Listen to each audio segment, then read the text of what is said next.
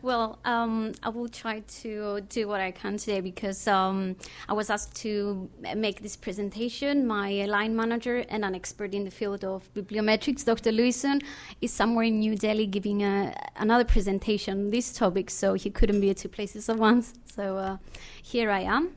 I will be talking about how basically committee members' publication portfolio guide health policy development in various European countries. Just a quick overview of what I will be talking about for the next 50 minutes is provide an introduction to the Mapping NCD project, which this particular work stemmed from. I will talk in particular about the methodology that we used with regards to examining the research portfolio of the various advisory committee members within the different countries of Europe. Talk about some of the preliminary results that we have found, in particular cross-country influence on health policy, and make a summary and conclude prior to taking any questions. So. This project was part of the FP7 framework program funded by the European Union, and it was set to establish the research impact in 5 non-communicable diseases within 31 countries of Europe. So throughout the project, we had to come up with a list of abbreviations, and as you can see, we have ONCOL, cardiac, diabetes, mental health disorders, and respiratory diseases. We had to establish a protocol of communication between the various partners and collaborators on this project, as well as to discuss the various research sites. So, for example, within cancer, we have lung, breast, prostate, and so on. So again, we had 3-letter codes for that, and we had to establish a range of training material for all our collaborators in order to communicate around this.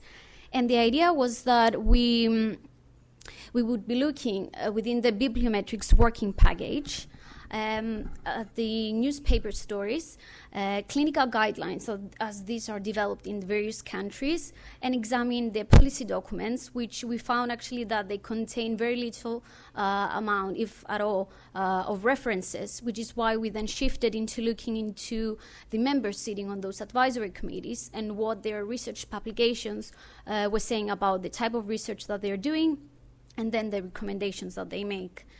So on this project, we have the 28 member states plus Norway, Switzerland, and Iceland. We have our collaborators in Germany at the Technical University of Berlin, and we're going there in less than a month to present the final, basically, findings of this project, because the project comes to an end this December. Italy, the University of Bocconi in Milan, the University of Paris. We have the Public School of Public Health in Granada, and Estonia Research Council. And from the UK, we've got King's College London, of course, and the London School of Economics, who are the coordinators of this project. Also, for this purpose, we had to recruit various research assistants who, besides possessing knowledge within the field of biomedical science, also had to possess a language skill in order to identify the research as it was being reported in the various newspapers for those countries, as well as examine clinical guideline development and advisory committee members' details. Background to the NCD and why we're focusing on these NCDs. Well, you've probably seen these figures. They're more up to date. The thing is that I use 2010 and 12 figures because this particular piece of work is focusing on the years of research publications from 2009 to 2013. So again, the NCD Alliance, the Institute of Health Metrics, also provides figures more up to date, which show basically an even further increase of the disease burden caused by those NCDs. And I think now it's not anymore 60% in high-income countries. We're talking about something in the range of 80%. So it's like a global epidemic. And the methodology that we used for examining the research portfolio of those committees. We have looked into 21 European countries, the publication years, as I've mentioned earlier, and we were recording the details of the names, details, organizations, and the CT of those committee members. Then we would find this on the Web of Science to see what publications they have, and use a range of Visual Basic application macros in order to extract details for this prior to doing an analysis, either per country or per NCD level. And I will give an example of this. So this is obviously a country that I'm more familiar with, being a Greek Cypriot. So for Cyprus, there were 26 committee members from 3 different advisor committees.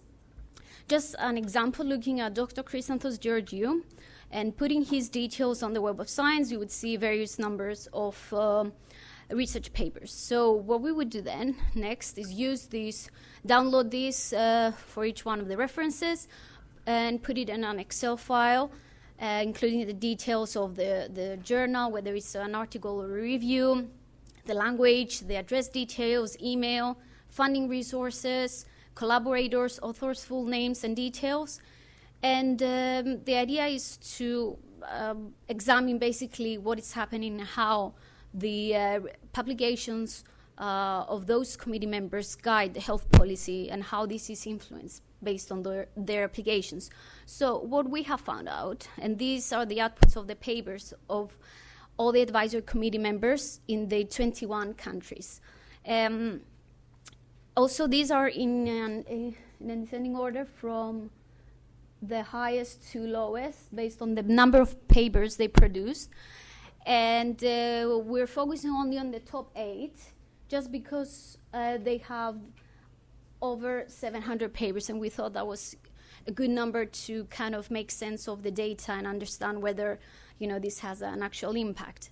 So in total, there were over 12,000 biomedical articles and reviews in the Web of Science, and it shows that basically the contribution of European countries is greater than the rest of the world. This was done by parsing the address fields for each of the papers. So, for example, we take Netherlands, as you can see, on a fractional count basis, there are 1,949 papers from the Netherlands contributed. So that means that when we were looking into the details, there were another 397 from other European institutions or collaborators, while only about 208 were from the rest of the world.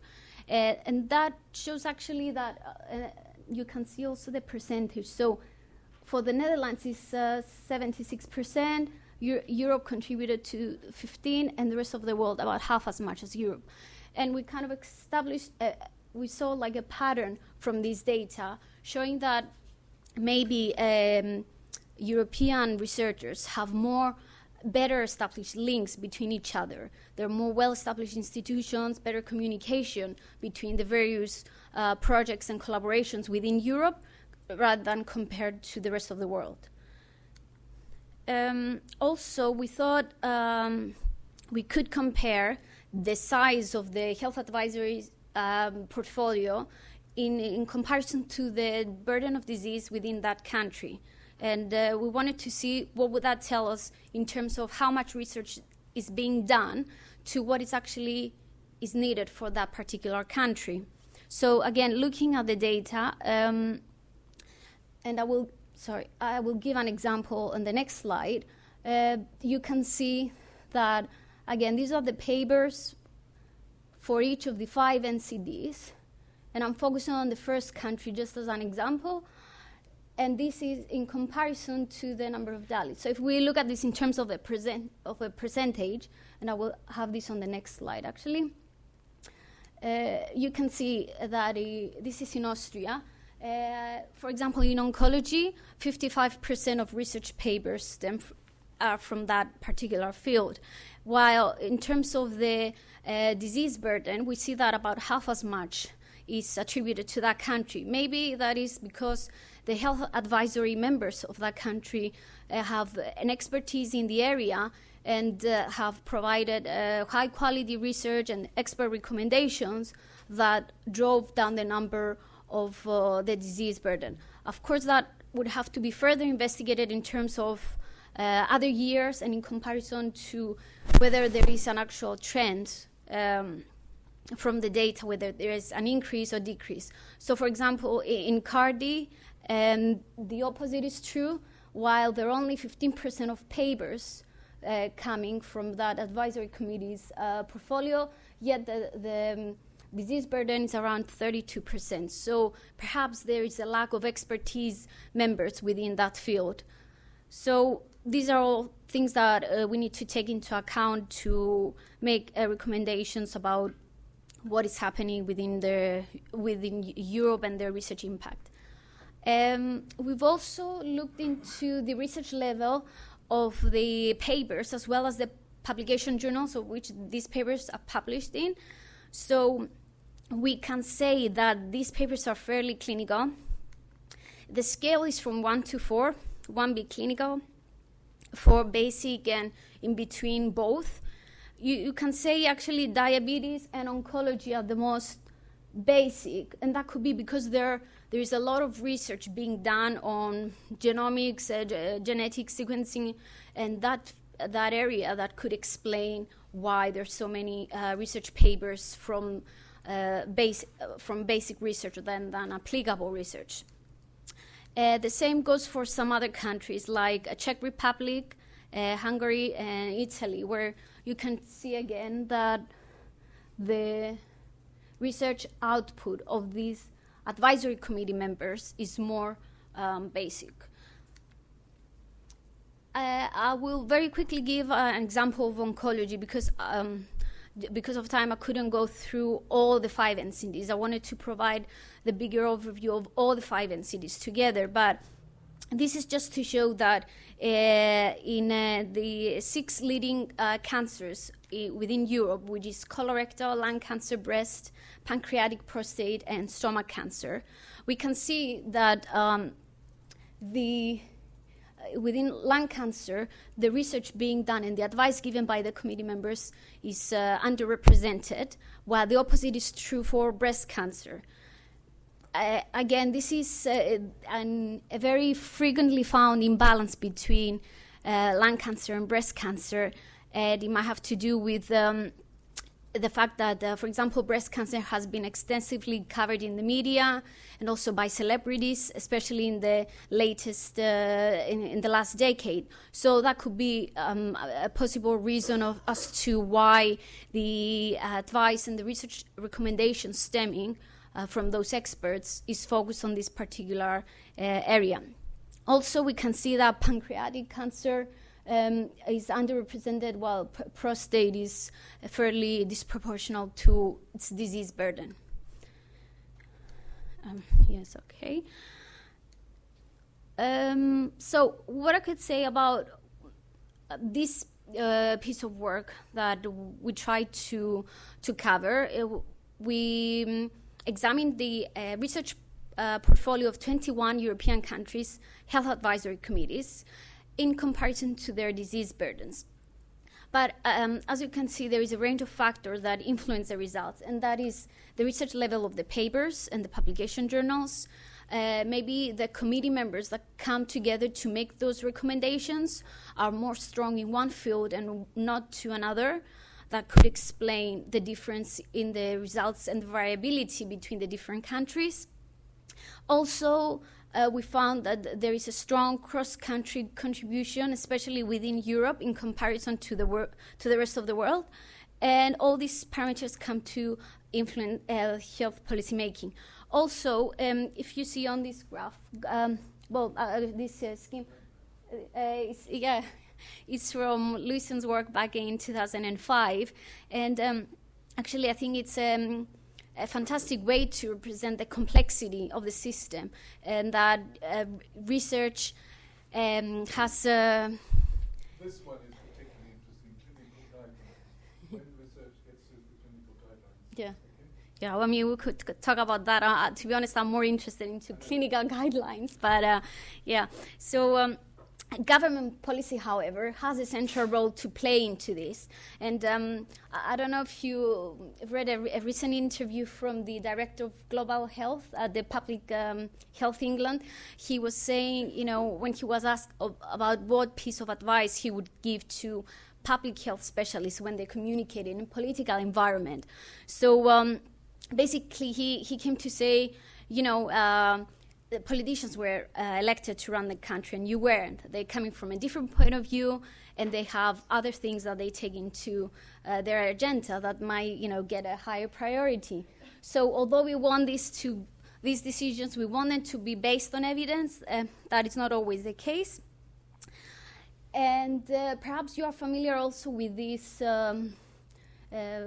schematic representation here of the causes, like you know, unhealthy exercise, excessive use of alcohol, and smoking, physical inactivity. So all this come into play in contributing to the 5 NCDs.